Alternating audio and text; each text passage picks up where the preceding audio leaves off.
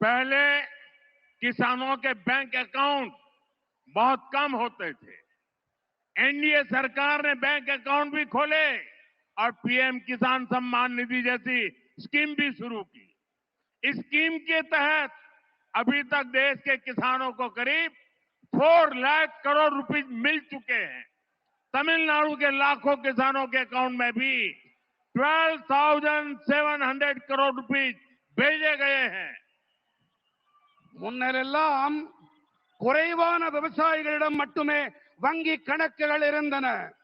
NDA அரசாங்கம் வங்கி கணக்குகளையும் திறந்து கொடுத்தது.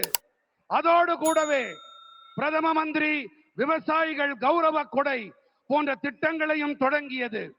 இந்த திட்டத்தின்படி இப்போது வரை தேசத்தின் விவசாயிகளுக்கு கிட்டத்தட்ட 4 லட்சம் கோடி ரூபாய் கிடைத்திருக்கிறது.